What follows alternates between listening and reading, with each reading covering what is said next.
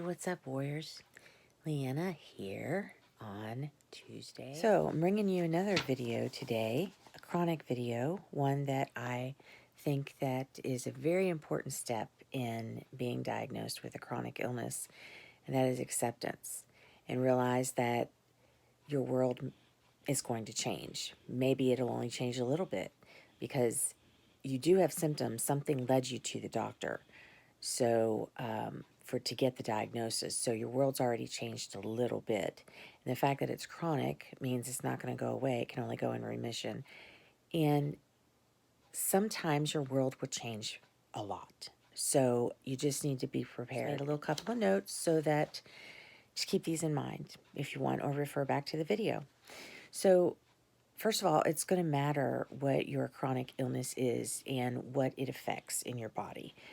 Personally, I have fibromyalgia. I got it because I hurt my back moving furniture. So now I have chronic lower back pain. And I mean pain so that it's a little better now, but I used to not be able to stand for for a minute and a half without starting to bend over at the waist, bending forward. And I would continue until I sat down. I would continue to go all the way to a 90-degree angle, and I just couldn't pull my back up. Now I have been practicing and working on it. And that actually, let me tell you, it's taken like 2.5 years, and I'm only now able to stand maybe for 4 minutes without needing to sit back down. So it's between my L4 and 5, and it's weak in there, and there's some disc degeneration and some arthritis in the facets and all of that. So I got the whole big thing. That's what brought on the fibromyalgia, because they say that trauma to the body is what can bring on fibromyalgia. So mine affects, where I first found it was in my thumb. I wasn't able to pick up my cup of coffee or the gallon of milk or anything like that. So I went to the doctor. Actually, I didn't go to the doctor. I was already seeing a chiropractor for my back. And I went online, and I was so tired also. The fatigue was also like number one, I think, I had gone back to college. And I was in school, and I was taking this class, and I just kept calling in or not calling in, but I kept skipping it. And finally, I was just looking on the internet, and I came across chronic fatigue syndrome. And then I came across fibromyalgia, and I had never heard of fibromyalgia. And this, of course, was in 2006. So I had never heard of, fibromyalgia. Went to the doctor, and she did the pressure point testing. There's where you push on different points of the body, and I responded with pain, and so that meant that yes, I had fibromyalgia. So she put me on Lyrica, which I just absolutely love. I will, always praise Lyrica because it keeps me from feeling like I have a fever. Because one of the ways that people will say that fibromyalgia feels like is that you're getting over the flu and you just can't get over it. You just can't get past it, the weakness and the fatigue. And that's very true. But what the Lyrica does for me is it keeps me feeling like I've got a fever. It keeps that feeling away, because that feeling, it's awful. And sometimes I will still get it. Sometimes on bad days, it will still break through, and I will also still have the days of fatigue and all of that. And there's a whole other video I'm going to do about how the effects of fatigue and weakness that they can have on your body, those two things specifically. But right now I want to get back to this. And so, for example, my fibromyalgia, I know, affects my soft tissue in the body. So I know what symptoms I have. I knew it took me a year to get diagnosed, and then I started watching and being aware and, writing down the symptoms, logging it for my doctor. And it took 13 years, but I now have a myriad of symptoms. They are just, the list is long. But it took 13 years for it to get long. It didn't all hit me at once. But I have problems in the digestive. I have sleep apnea. I have, let's see. Oh, I went into heart failure. I had both knees replaced. That was hereditary. But we don't know what caused the heart failure. I'm fine now. I have a pacemaker. Yeah, 46 years old, I got a pacemaker. That's how old I was when I got it. I've had it for 2 years. So, let's see. There's just been so many other things chronically that just, you know, the fatigue is awful. Oh, I'm now in going through menopause, so I'm actually having a hot flash right now. You're going to see my face is starting to get red. Whew. But so you have to know, read up on what your diagnosis is, and also pay attention, because if you are feeling something that is not necessarily associated with your diagnosis, you need to keep record of those too, and how often and what you're feeling, and take that back to the doctor and say, look, I've got this going on. Is it possible that this is something that, that something else? Is it misdiagnosed? Is it, is this something that I've got in addition to? Because you can get side conditions, as I was just mentioning for mine. So, and just pay attention to where in the body, because where in the body you are having the most problems is where in the body you're going to have to change. For example, I started having digestive issues, more so after heart failure. For some reason, it affects that. My tastes have changed, my appetite's changed, and I've dropped 30 pounds. I'm losing more, but it's having to watch the carbs that do that. But anyway, the the digestive changed, and I just can't tolerate a lot of foods. I'm now I'm gluten intolerant, lactose intolerant, and I have to have the low carbs, and so there's all of that stuff goes along with it, and it's a pain in the ass is what it is. Okay, so no matter what, though, no matter what your diagnosis is and what illness or condition you have, whether it's temporary, chronic, whatever, there are things that matter big time. And I learned this the hard way. Your diet, number one thing that's going to matter, followed by it's a triplet, actually. It's your diet, sleep, and exercise. So diet first. You're going to want to get off any of the processed foods. You're not going to want to eat processed foods at all. It's very hard. Like I said, I'm in my late 40s. I was born and raised in the 70s and 80s. I mean, boom, I was raised on that stuff. I guess it was about 3 or 4 years ago, I had to stop eating fast food. And then after my heart failure, I guess 3 years ago, I had to stop eating. Like, we ate pizza still. The first thing they make you do is go down to sodium, limited sodium, under 2 grams. 2 grams. So if you look at the back of any box of anything that's in your cabinet, and you're going to see something is like 2,500 grams or milligrams, that's 2.5 grams. So it's very common to come across, and we had to make a lot of fresh food, pasta salad, fruit salad. I now am vegetarian, actually, because my sense of smell has been affected. I can't stand the smell of cooking meat.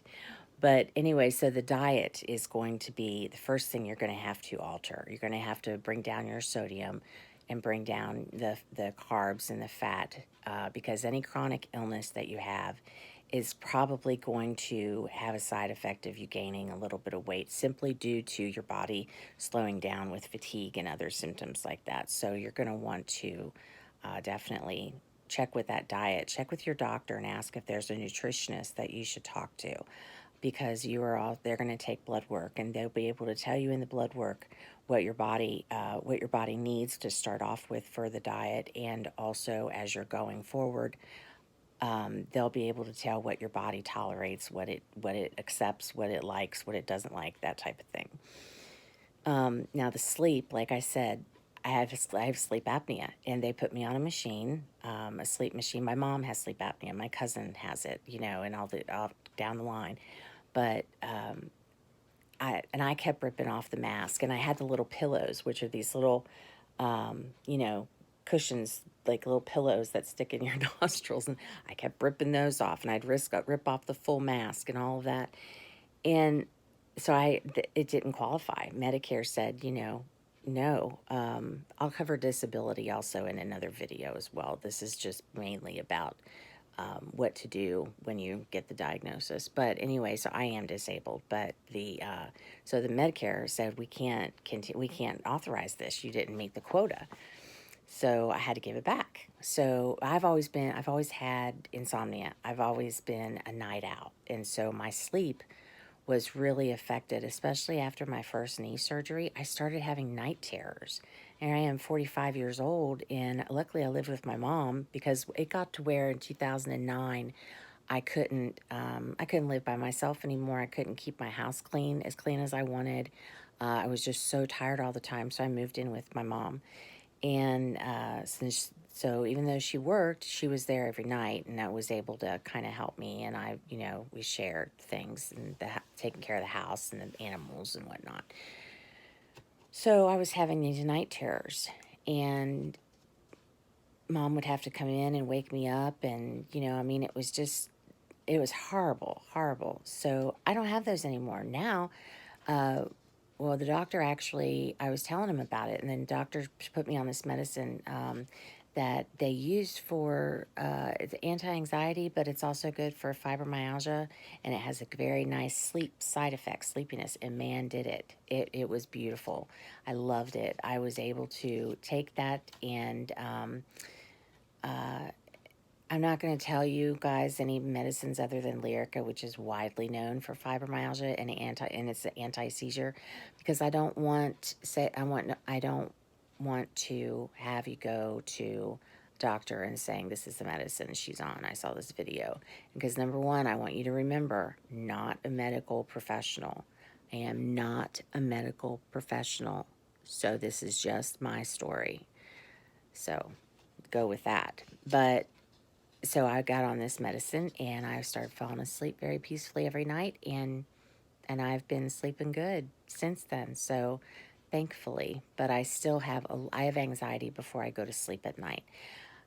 I don't know why. I don't have to get up and go anywhere the next day. I don't even have to do anything. There's nothing, pressing on me that I have to do, but I get this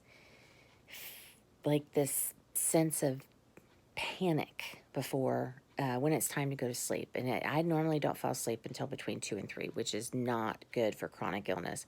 Chronic illness, you should get as much sleep as you can before midnight. Now, the past 2 nights, I have gone to bed a little earlier, and I woke up at 7 this morning and 7 yesterday. So that's just unheard of for me. But very rarely it does happen. So that's what I'm going with now. But my sleep, I just try to sleep whenever I can. But I get anxiety, and it's like I don't want to miss anything or whatever it is. I don't know. So that's number 2 thing with the diet and the sleep, and then exercise. Even if it's just movement. I was just one girl that I watch on YouTube, and she said she considers, she likes to call it movement, because anytime you're moving around, you are exercising. You can walk around, you can pace, you can dance, you can kind of jiggle around, you're moving your muscles. And depending on what your chronic illness is or condition, you can move, you can dance. You can go on YouTube, and you can look up, how to salsa dance or whatever, and you can learn how to salsa dance with a video on YouTube, and then you can dance. And that kind of dancing, swimming, and walking are the best things that you can do for the body. As far as cardio and moving all of the muscles, the muscle groups, and all of that. So that's something to keep in mind with that. You need to be prepared. You should be prepared for the extra stuff that I've already mentioned. You should make sure you get all of your systems in place, as far as what to do with your paying your bills, and how you do this, how you do that. Kind of just think of your life now as a little mini run, organized machine, because that's really what it should be. Set up your digital filing system if you have computers and you're addicted to your computers like me, Or if you have a file cabinet and you've got your files and your taxes and all that stuff, and you can just keep everything organized, give everything a place, make it easy on yourself as possible to go throughout your day. Like, write down everything you do for your morning. Have a morning routine, have a nighttime routine. Make sure you put everything back where you find them. Clean up after yourself when you make a mess. Now, these are things that you learn in kindergarten, so you should know how to do it. But those are the types of things that, and I'm not going to even show you the rest of my room because I'm still unpacking from moving in here a year and a half ago, and I got half of the stuff away and half of the stuff not. So I will probably do a room tour when I get it all put away, but until then, you only get to see this. But, give yourself the systems to follow, the checklists, and make it as easy on yourself as possible. That's what I mean by be prepared.